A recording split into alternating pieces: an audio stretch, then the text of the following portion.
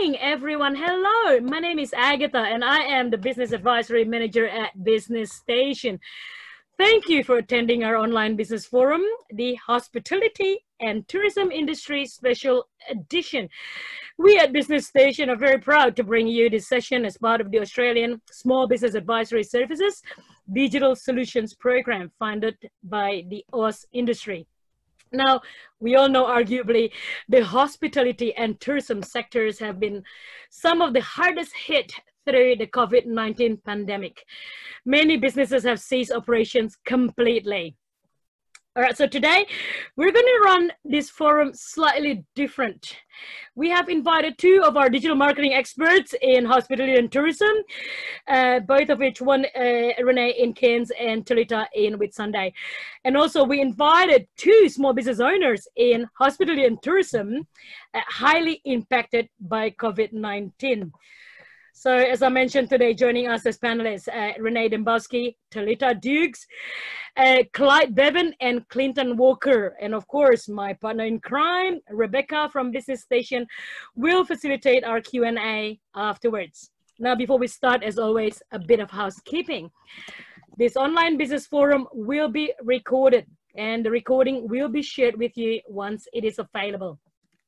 If you have questions for our panelists, please click the Q&A button available on the bottom of your Zoom screen. So try to use Q&A as opposed to the chat. We will try to answer all questions today. However, of course, any question that cannot be answered will be compiled with your recording. All right, now without further ado, I'm going to introduce our first panelist, Renee Dembowski. Renee is an innovative trailblazer in the exciting world of social media. I know, I like that. She is the founder and CEO of Social Butterfly Marketing, with fresh ideas and a penchant for predicting the next big thing. So Renee has successfully transformed a flair for social media strategy into an award-winning enterprise. All right, Renee, go right ahead. Hi everybody, thank you so much for having me. I'm really excited to talk to you about the tourism industry, and I'd like to give you some tips for people in tourism and to help them bounce forward after these times. And so I'm going to quickly run through them. I've only got 5 minutes. So the first one would be, first of all, you need to be set up for success. So make sure that everything online is set up correctly. Things like your pixels, which are pieces of code that measure the activity as a result of your Facebook marketing efforts, need to be installed into your websites and set up properly. Because when this is done properly, you're able to retarget customers who visit your website through adverts on Facebook. That there is a very effective way of marketing. Making sure that you go through all of your platforms, in all the back ends, all the little nitty gritty stuff, make sure that's set up properly. So one example would be Facebook. Most of you will probably be in South Samoa area code for your phone number right now, because Facebook have done a few updates and it's kicked people out of their current area code. So you want to make sure that your customers can call you very easily. And without doing a regular audit of your accounts, you won't realize that these things are out of date. Things like your booking processes, make sure that they're all set up correctly and they're very easy for customers to find and to make bookings. So that goes for your Google My Business listing, your Facebook page, your anything online, your websites, make sure they're all talking to each other properly. Number 2 would be to identify your top 3 buyer personas with your team. So sit with your team and really fine tune, who is my customer? How old are they? Are they male or female? What do they do in their spare time? Have they got children? What ages are their children? Because once you can sit down and you can identify these people very, very clearly, your ads that you do on social media are going to be more effective and they're going to cost you less money. So every penny obviously counts, and we need to make sure that we're getting the best bang for our buck. So make sure you know exactly who your customers are. Otherwise, you're going to be wasting money putting it down the drain. Number 3, have a strategy to collect user-generated content from your biggest fans, who are your clients or your customers. So that's something that we would always recommend including in your strategy, a user-generated content campaign. So you might have to think about incentives that you can offer your customers for them to upload content of your food, of your tourism activity, and tag you. And then that's also content that you're able to use on your social media strategy, which reduces the cost for photographers and actually creating content yourself. And also, it's very hard to see things, your service, as something from a bird's eye view. So it's good to see how other people experience your service, and then you can deliver that to other people who might be interested in experiencing that same thing. Number 4, keep in touch with your customers and your industry. It's very easy to drop off at the moment because you feel like there's not much going on. I think we're all guilty of that, but make sure you keep in their newsfeed constantly now, because if you don't keep in their newsfeed now, you've got to try and get back in their newsfeed when things do pick up, and that takes time and it takes money if you don't have time. So keep in people's newsfeed, keep them commenting, keep them liking, keep them sharing, engaging with your page. Look at ways that you can promote your business, service or services to deliver to people within Australia, so Australian travellers. I've got a couple of good examples, and those I'm happy to email those to Agatha, and she can email those out later. But one would be the Tourism Australia Go Live events. They've done a really good job of promoting tourism activities around Australia through live video. You could do something like that perhaps for the different services or tourism activities within your own business. And another one that I thought was really quite clever was the QT Port Douglas Work From Home campaign. So people they're trying to think of ways that they can still draw people into their hotel that might not otherwise be coming through. So those are 2 good campaigns to look at. And have 12-month strategy planned out, which should include organic posting, user-generated content, campaigns for customer engagement, boosting an advertised budget with very clear objectives and your target audiences, consistent message across all platforms. So make sure the same message is going on your email, all of your socials and your website, your blogging, and make sure that your marketing engine has all parts working together and they're all working towards a common goal. So they would be my top tips, and I'm probably just about at my time. How was that, Agatha? Absolutely brilliant. I mean, you're spot on there, and thank you. Please forward me some samples, and I will be including that as part of the recording. So thanks for that, and of course we'll be hearing from you more during Q&A. Thanks. All right, so thank you. I'm gonna pass this on now to Talita. Now, Talita Dukes, the founder of 8 Seconds. I love the name, and I want to know more why it's 8 Seconds. Yes. Some people She's an experienced marketing professional with an extensive. They do ask me if I'm a bull rider. That's the usual question I get because of the movie. No, horse rider, not bull rider. But it's because 8 seconds is, and I must say it's probably less now, but 8 seconds is the average human attention span, which is kind of important when it comes to marketing and getting our customers. So that is the reason for the name, Agatha. Well spotted. Yeah, and I like that you said it's a bit less. I think you're right. It is. Well, for me, it is. I'm sure many people that use technology of any kind, we all have become highly impatient and we want everything now. So it's probably, in actual fact, I think around for websites and things, it's more like 3 seconds. So we really do need to make sure we're not missing the mark when it comes to that that presentation and how we present ourselves online. Yeah. All right. I mean, take it away, because obviously we'll hopefully 8 seconds times how many time spent there is for 5 minutes of your time. Go ahead. Thank you. Exactly. So I've been asked today to have a bit of a quick chat around, why it is so important to be keeping up your social presence at the moment and doing it without damaging your brand. I think that I was recently honoured to be asked to help the Mackay Tourism guys about this exact subject. So we did a presentation about the who, what, why, where, all those things of content, and why it's critical right now to keep doing it. Because the first question is, I think a lot of people, and quite understandably, are naturally thinking, oh, hang on a minute, is it a bit tone deaf, or is it a bit sort of ignorant to be marketing your business in these times, particularly when we're in, tourism businesses, to be really trying to sort of promote ourselves in these times that are so weird and so unprecedented. I hate that word because everyone uses it, but we just don't know what's around the corner. My suggestion, and certainly the facts would show, it's really important. And as Renee said, it's super important to make sure that we're consistently present in these feeds right now, because as a result of this crazy situation, these people are spending a lot more time than they would previously on their social mediums. And they're also that which translates to more time to digest what you are putting up as your when you're showcasing your brand, your content. So I'm going to just grab a few of the slides I did with Mackay Tourism and go through them. Agatha, I'm happy to share these slides with everybody as well, because obviously there's about 60 of them, not enough for 5 minutes, but we'll just go through a couple of them. So why is it so important to be keeping up your social presences at the moment?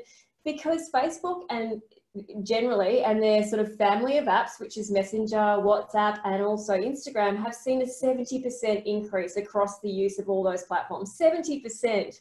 That is a crazy, crazy number. So it just gives you more reason to definitely get on board and, you know, get your brand out there. Why another reason is that just Facebook and Instagram alone, so we're not talking about the messaging apps, they're the ones that are sort of higher in the percentage range, but Facebook and Instagram specifically have seen a 40% increase in use during, you know, this time period, and with Instagram Live and Facebook Live actually doubling. I'm assuming that's because, and it makes sense, if you're watching a live video, you kind of are more engaged as a consumer, I think, because, you know, you're waiting to see what happens.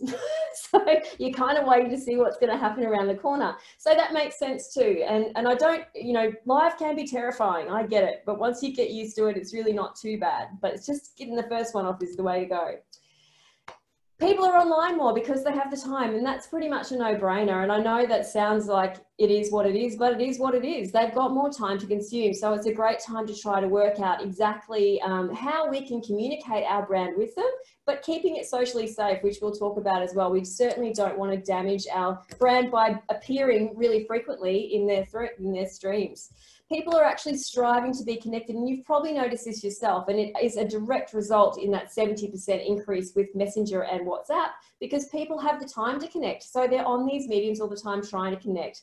Obviously, we can't, you know, emulate the human connection, but if we can try to be authentic and warm and, you know, be aware and I guess not ignorant to people's circumstances and situations, not ignore the elephant in the room, that is COVID-19, but, you know, acknowledge it in a clever way. Yeah, I think that it shows empathy, and it shows that you're aware and you understand what they're experiencing as the customer as well.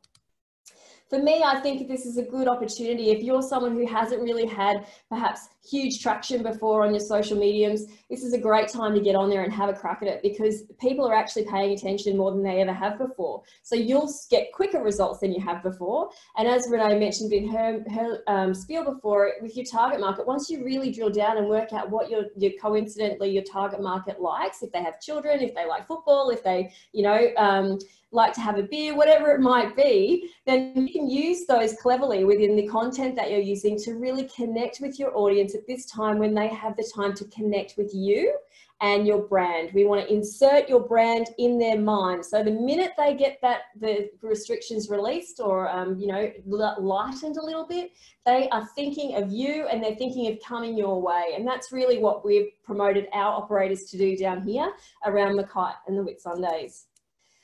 So because they are spending more time, as I mentioned, it's a really unique opportunity to deepen your relationship with your audience and increase brand awareness. And just as a quick step back in time, when I was on Hamilton Island a few years ago for a number of years during the GFC, at that point, it was a really tough period for all businesses, but we were able to maintain almost to full capacity our marketing budget.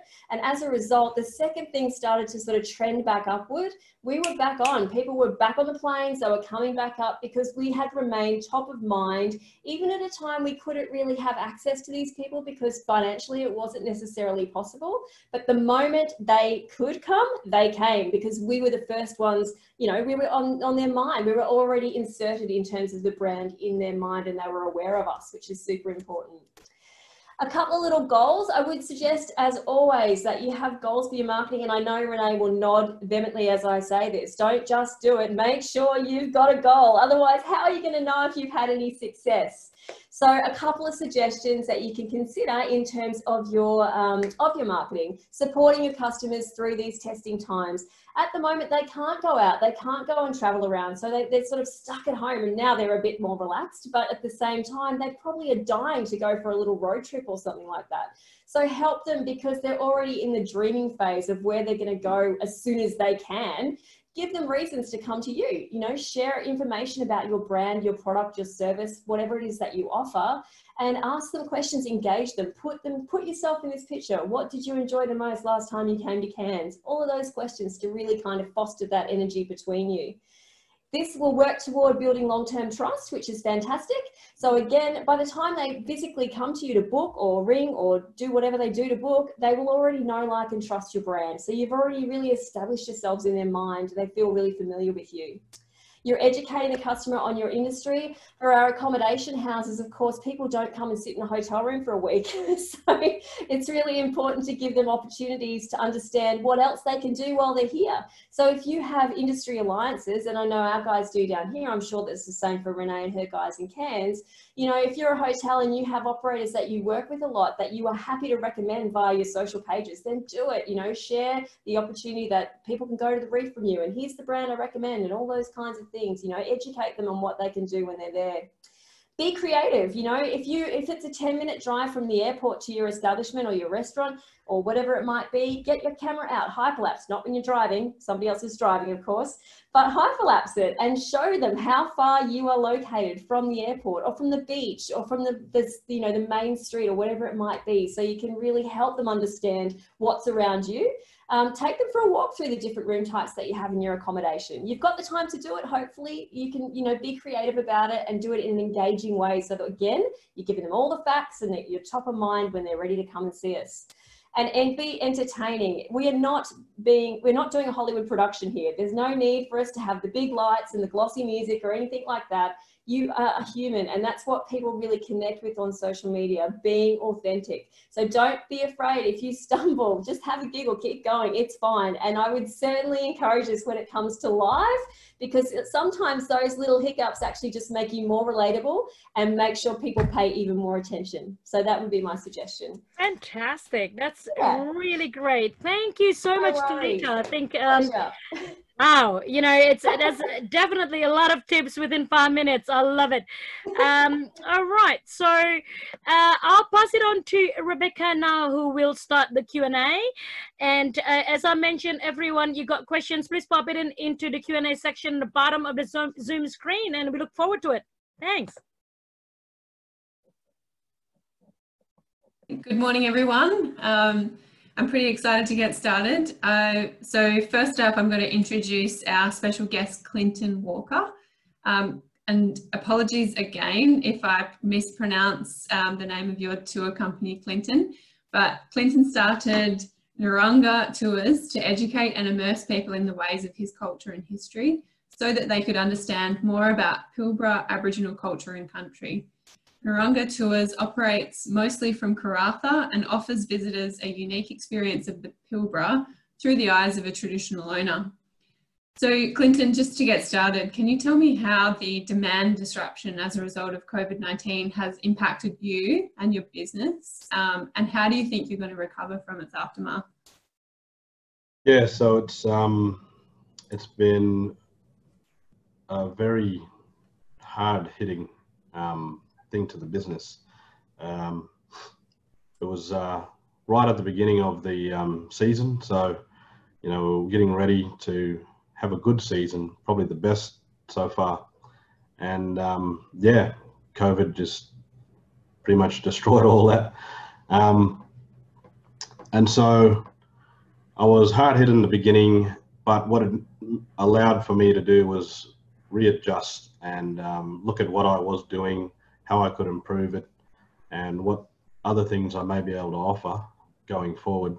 So throughout the quiet period that we've had, I've been working a lot with my team, coming up with new ideas and preparing for when the restrictions start to ease more and more.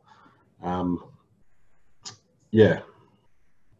Yeah, I imagine it would have been very difficult initially and pretty difficult to swallow that you're just ramping up for a great season and then all of a sudden, you know, there's no opportunity. So have you been able to run any tours throughout this period?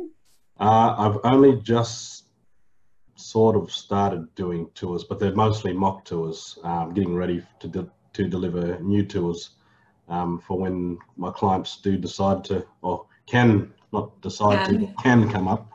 Absolutely.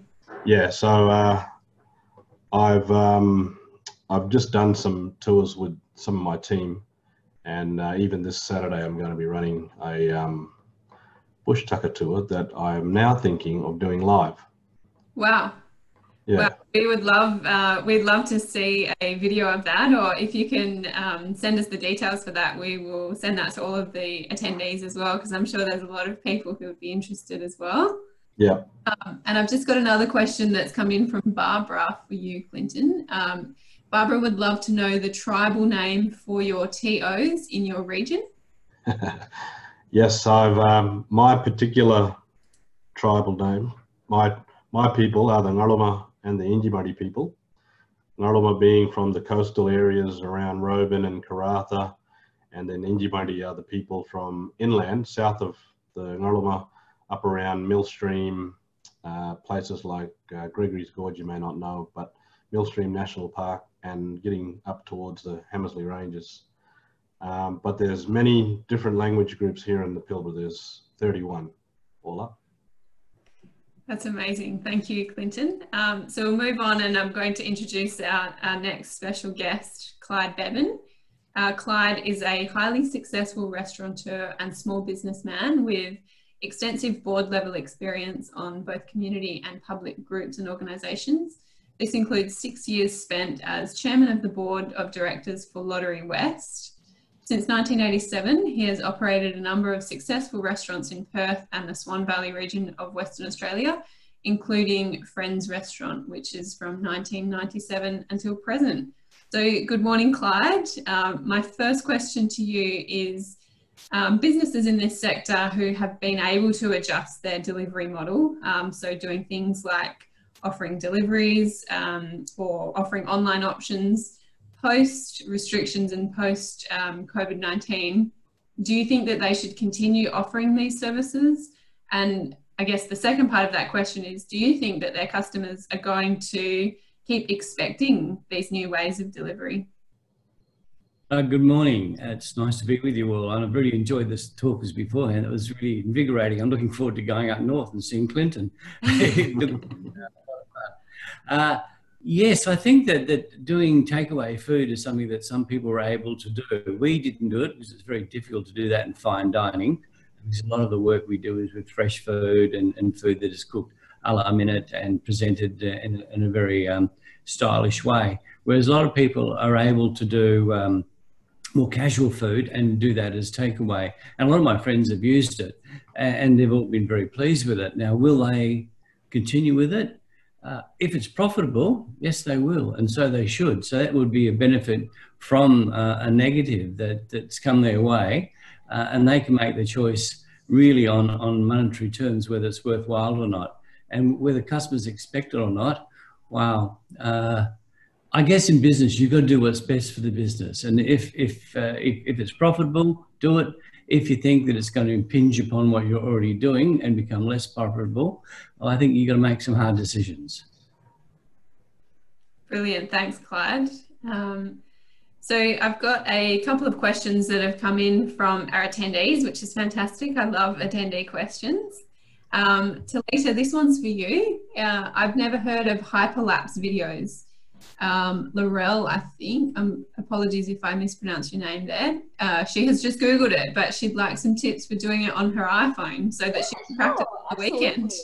Hyperlapse is one of my favorite apps. It's actually an app that's been sort of published by Instagram. And the reason I love it, Laurel, is because you can actually cram loads of information in a really short video, so people can actually consume it in a really quick time. So like I mentioned before, classic example for us here in the Whitsundays, our airport is about half an hour away from town, so from Airlie Beach. So, you know, to try to give people a real understanding of the beauty of the region as you're driving through, it's quick, yes, but you can see that it's a little bit further away. It's a quick drive. Conversely, it's, you know, as I said, another example would be if you're a restaurant and you're plating something up, the position of the plate being nice and still in the middle gives it not too crazy of a circumstance. So you can focus on that as they're building the meal, and it's really good. So the things I would suggest with your phone is look, just try to sort of keep the frame still, you know, depending on where you're sending your video is, you either have it up or down or side by side. Personally, I think that if it's on any socials, up and down is the preferred version, otherwise known as portrait. However, if it's going to be on YouTube or something, maybe you do want to think about doing it in landscape.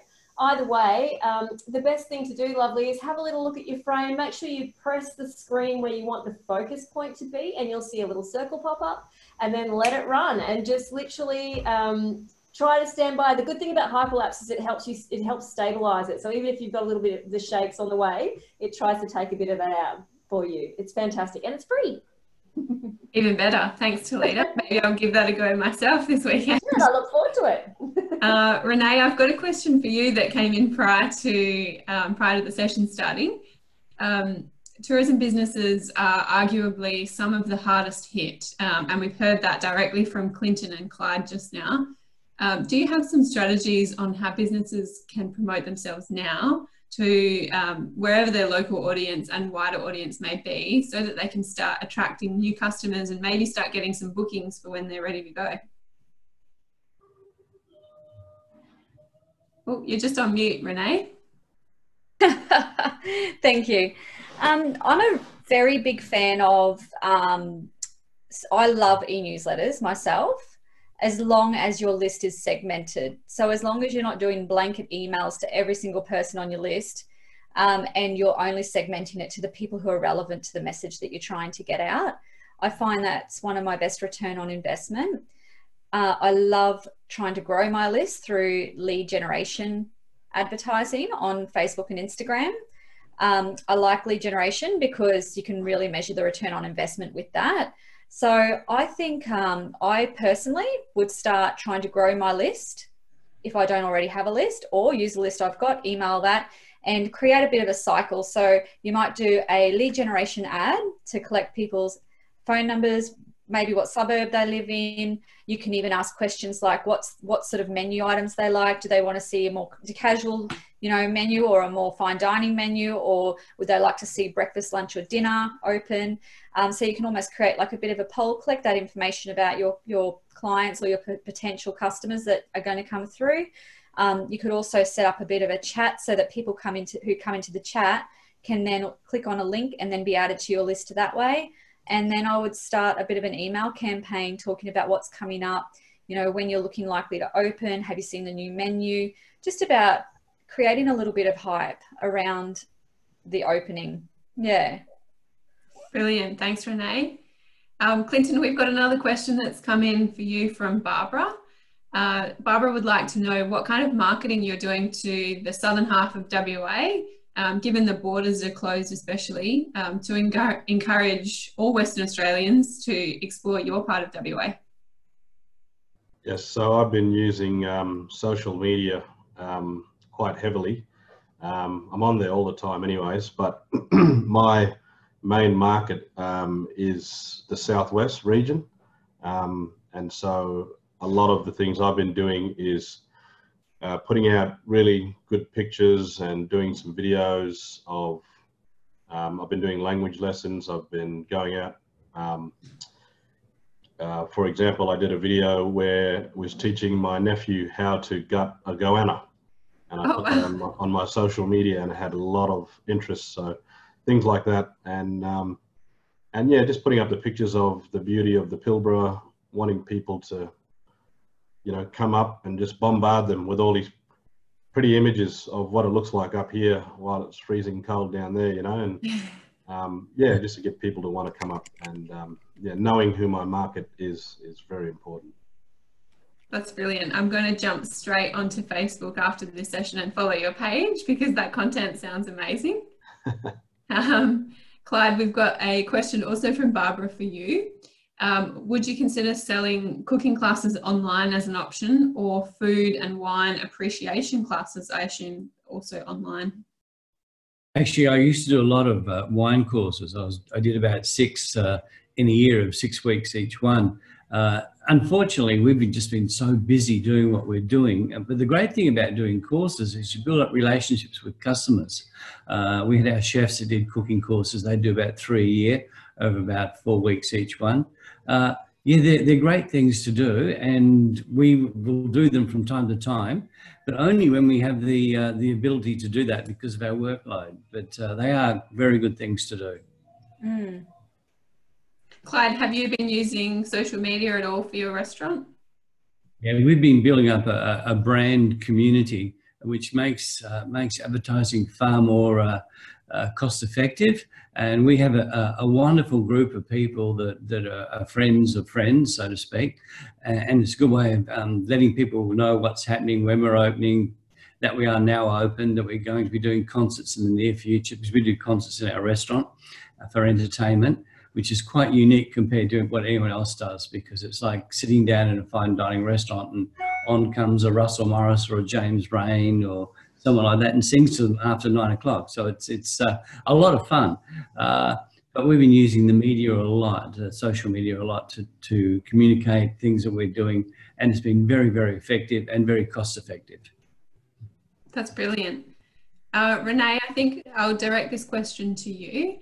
Is value for money critical for maintaining and gaining new customers? Is value for money. So I guess that's value for money in the product or service offering. I imagine so. Just have to have a think about that question. Well, yeah, I think it would have to be. I think for me, it's quality over quantity, but that's me personally. And I don't know if that really answers the question. So I'd prefer to have quality rather than get as much as I can for a cheap price. But that's me. So I don't know if that really answers the question with regards to what you're asking there. But if you clarify that a bit more, maybe I can go into that a little bit further. We'll see if we get a response to that. But thanks for that. We've got another one here, which I'll throw to you, Talita. Is a personal approach to business vital for success?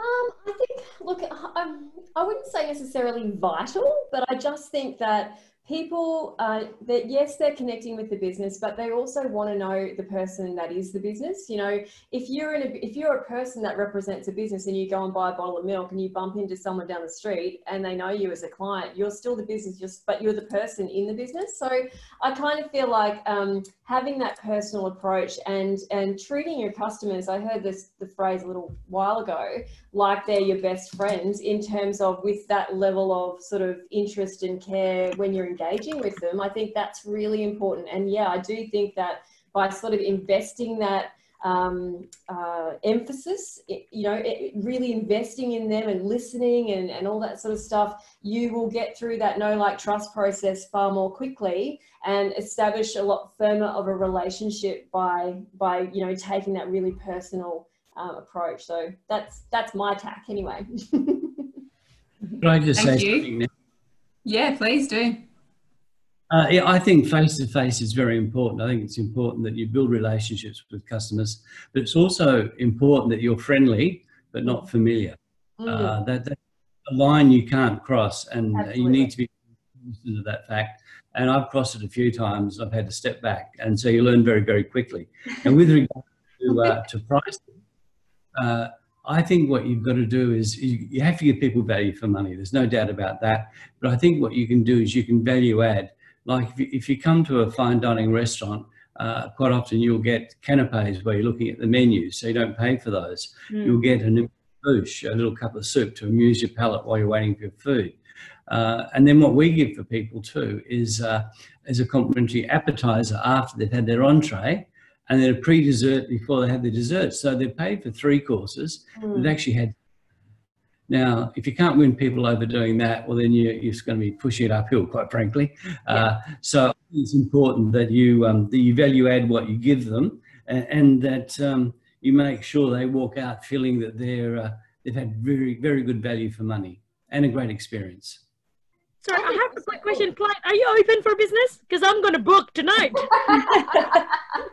We're doing surprisingly well. We've got 4 bunches of flowers downstairs on the bar that customers are for us. And it's really good for your soul. When you work in the businesses that we do, and you wonder how effective you are, you put your heart and soul into what you do, and you give everything you possibly can. And people come in and that were regulars over the years, it's really good for you. It makes you feel all the effort you put in. Because in hospitality, you work 24 hours a day. You're answering the phone 24 hours. I had a phone call this morning at 6:30 from a radio station after I got to bed at 1 o'clock. So it's ongoing, and you just have to embrace that. That is what it's all about.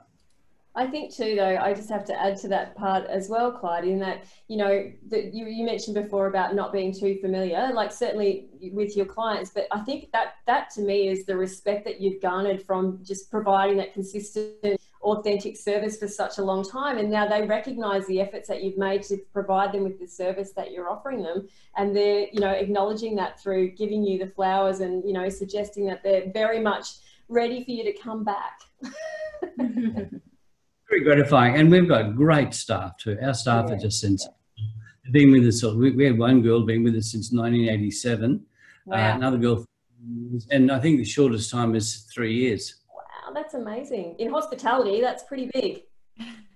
Well, I think what a lot of people, they're talking about wages at the moment, casual wages and so on. But what most people are doing wrong is when you find someone who's very good, you enhance what they're able to do, and you make sure they're well remunerated and that they stay, because it costs you a lot of money to find new people and a lot of heartache trying to train them.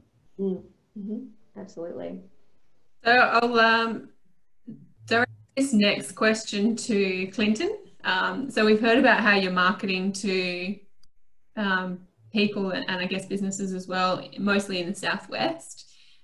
We know that the borders are still closed in WA between kind of the southern part and most of the northern parts of WA, but how do you intend to relaunch your business when you're able to start running tours? Yeah, so I'm going to do some social media marketing is my plan, and I'm going to market to, you know, eastern states, more specifically places like Sydney and Melbourne is where I get a lot of clients from. So yeah, I want those people who are going to be traveling from that area to come up again. And I want them to know that we're open for business and that, you know, people are healthy and that Pilbara is waiting for them to come and enjoy the life outside of the cities, you know, and to relax and unwind and have a guided tour learning, you know, lots and lots of Aboriginal culture and history. So social media is quite big for me, being in a really remote area as well.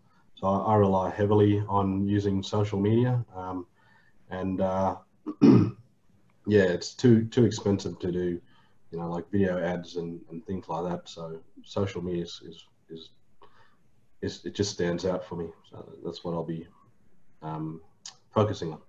Clinton, can I ask you, sorry, do you mind if I ask? Go ahead. Yeah, please go ahead, Renee. Clinton, have you considered using TikTok for your industry?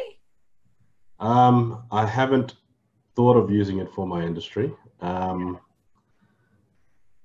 like watching TikTokers. They're funny, but I love it. No, I haven't actually thought of it as a business. Guilty. Could be very fun, that one. Yeah.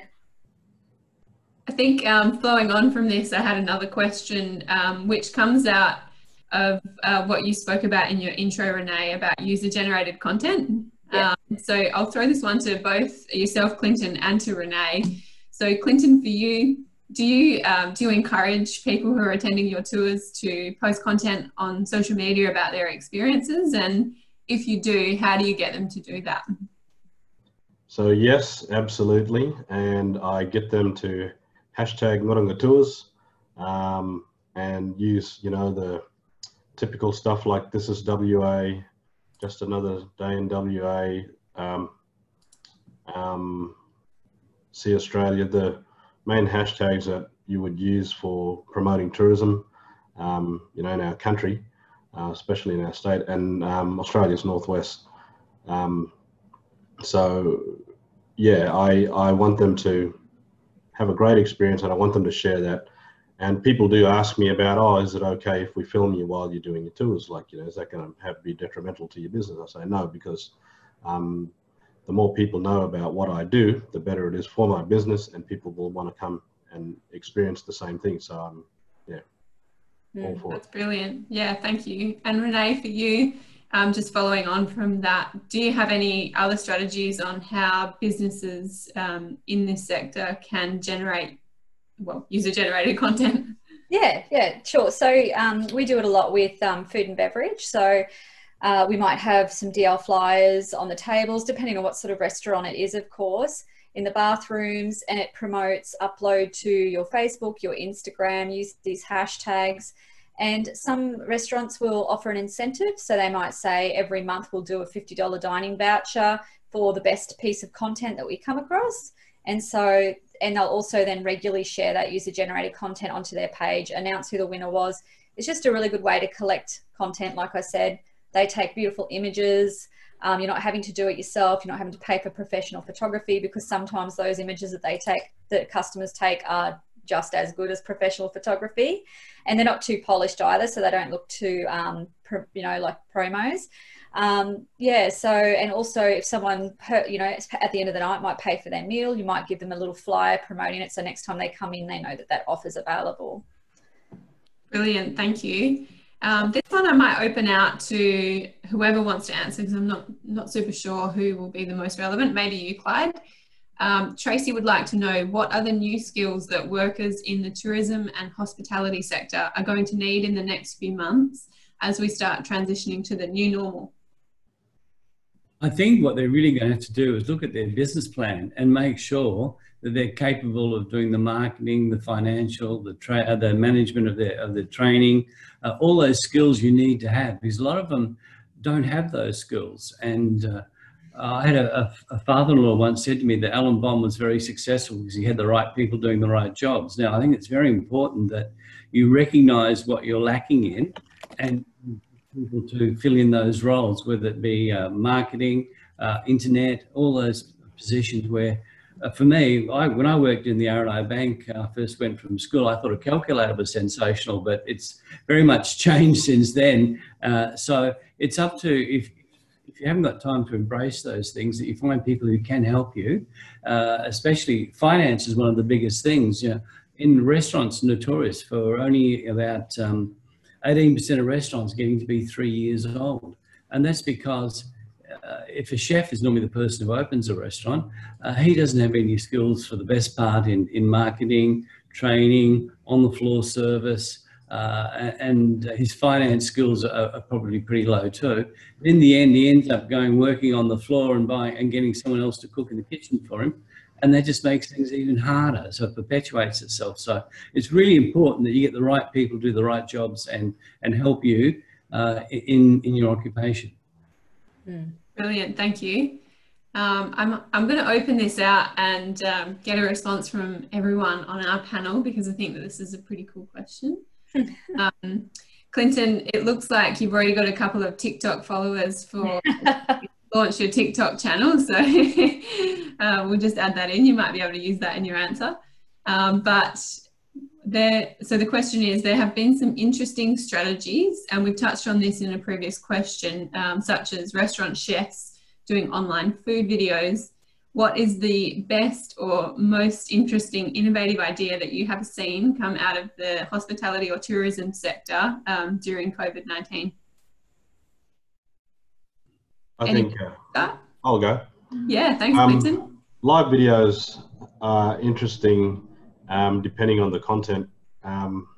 For example, we were watching one video and it was the staircase to the moon, which we believed was pretty boring, the video itself, because it wasn't engaging enough.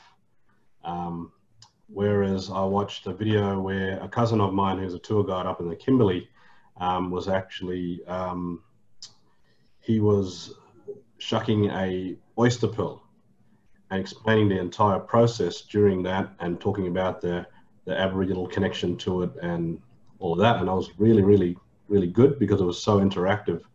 And I think where people are going to be doing live videos, you've got to engage the audience and make sure that, you know, they're not going to just switch off, because like you said, the attention span of people these days is really short. So you want people to want to know what's going on and then, you know, have interest so that they can continue to watch that live stream. So that's something like with the videos that I've been doing, you know, people have never seen a goanna being gutted before. So I got a lot of interest out of that, and it's made me want to do more of that style, but live, you know. So this Saturday I'm going to give that a real crack. Oh, nice. I saw that Pearl video as well. It was fantastic. Can I ask Clinton if it tastes good? What was that, sorry? Can I ask Clinton if the goannas taste good? It does, mate. It tastes better than chicken. Very delicious. Sorry, Clyde, can that be in your next menu?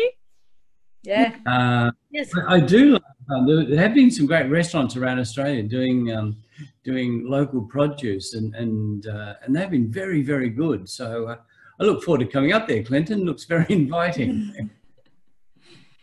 So Renee? Yes, I was actually going to say maybe you guys could collaborate and you could take your top chef up there to cook the local food. Yeah, it'd be a lot of fun. Yeah, a French chef. Film it live on Facebook, even better. So yeah. watch it down in the south. So yeah, I just put the link in for the Tourism Australia Go Live campaign. I found that was so many great videos in there. They're doing things from wellness to things like they were doing how to catch a mud crab traditionally. So I forget where that was filmed, but that was you know, grabbing them out of the holes. I know that's not the way we're allowed to do it, but yeah, it was a traditional way of doing it. It was just so interesting, the videos on there. So I agree with the live videos. I agree with the whole, it's got to be engaging right till the end. So almost like the what's in the box. So you'll want to see right to the end to see what the outcome is. Yeah, so I think if you have a look at those, you'll get some really good ideas, especially for Clinton's industry. Yeah. Brilliant, thank you. Talita, have you seen anything interesting or innovative? Well, innovative, yes, and interesting, yes, and tasty, definitely, but not in the format that we've kind of been discussing. So I'm lucky enough to assist one of our local cafes with their social media. And interestingly, they have a range of different staff, international staff. So they have a lovely Indian chef, and they also have a young lady from Korea, and then they have somebody else from Peru.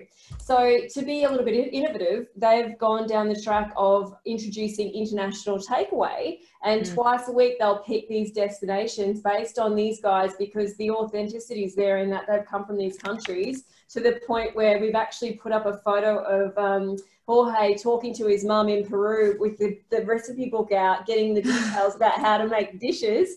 And as Clyde mentioned before, with his community that he's generated, we've kind of by default generated this huge following around the international takeaway menu that we've created, where, you know, I'll put up a post yesterday for today being Indian Friday, and oh my goodness, it sells out. Like, it's sold out by 11 o'clock today. And it's just incredible that these people are super engaged with this new sort of, I guess, dimension of the business. So it's fantastic.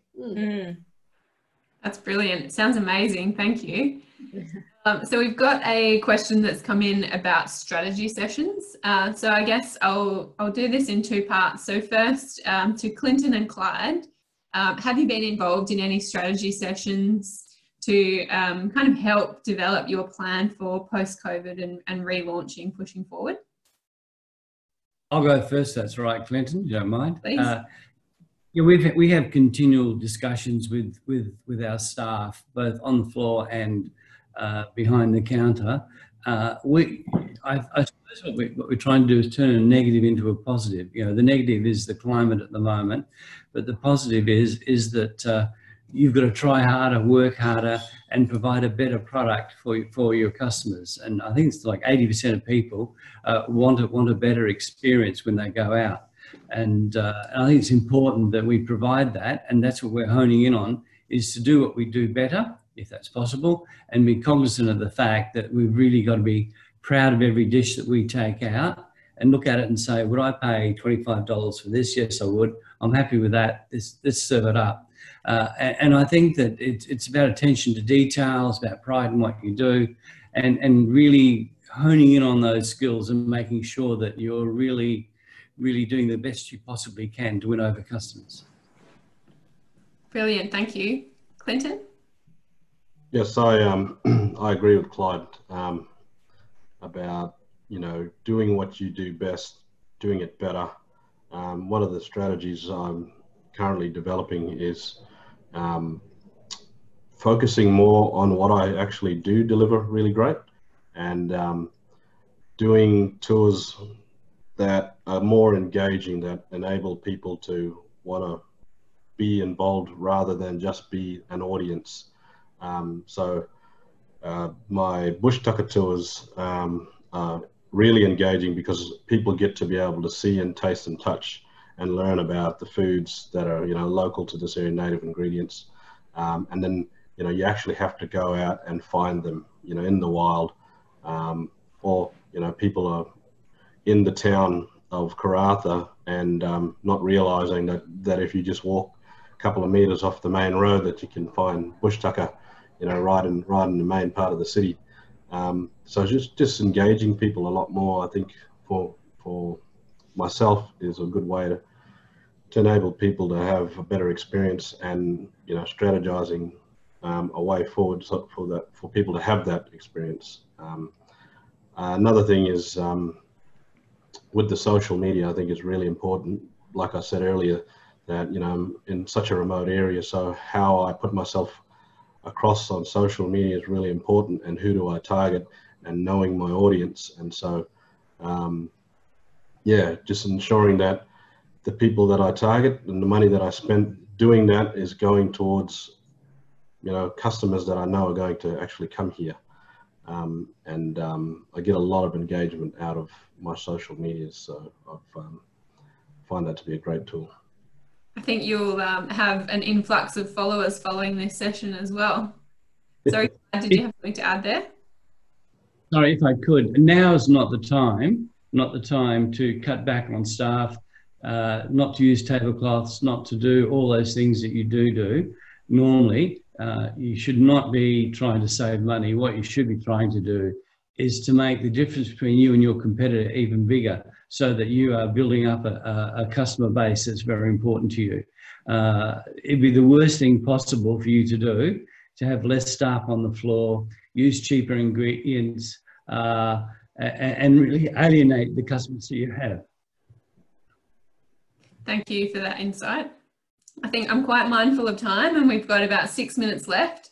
So I'm going to just go around our panel and have your top tips or your top insights from either from this session or from what you've seen over the last few months in this industry about our topic, which is bouncing forward out of COVID-19.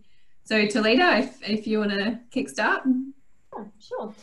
Look, I think that as Clyde mentioned, and Clinton's also attested to, social media is a fantastic and super affordable tool to get your business message out there to potential clients, and clients that, you know, you've already engaged with possibly as well.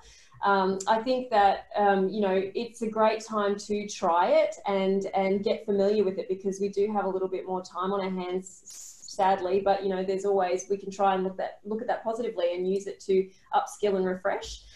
When it comes to representing your brand on social media and ensuring that you're keeping it socially safe and you're not going to cause yourself any issues, something that I followed before COVID, but certainly I apply it now whenever I'm doing anything, is head, heart, gut. If any of those things don't meet up for me, I don't post it, I don't say it. But I think it's also important to just be aware of the situation. Like you'd be silly to jump on there and be tone deaf about the fact that, you know, it's all going on around us. We have to be aware that people can't travel. So ensure that you use language that reflects where they are in their current place, which is the dreaming phase of they're dreaming about coming back to see us as a tourism industry. So, you know, really apply that and go forth and go live. Clinton, I can't wait to see your live video on Saturday. Thank you, Talita. I am certainly dreaming about all of the wonderful places I'll be visiting as soon as the WA borders open up. Clyde, can we get your top tip? I think the most important thing for us is acknowledging your ignorance in your business, the fact that you're not good at financing, you're not good at marketing, you're not good at on the internet, particularly for me. I try very hard, but I know I can get a lot better. And I think the most important thing is to engage people to help you. I have a fellow who's a behavioural scientist and a market strategist to help me, and I read a lot of the things that he sends out, and I find them quite invigorating. So I see that as a real positive and gives a lot of enthusiasm to what you're doing every day, that you're learning something new, and you're not, you haven't plateaued, that every day is a new day, and it's very competitive out there. So to find out that you're not good at certain jobs, then getting people to do it for you actually teaches you as well. So I think that is very invigorating. Thank you. Clinton? Yes, I agree with Clyde as well.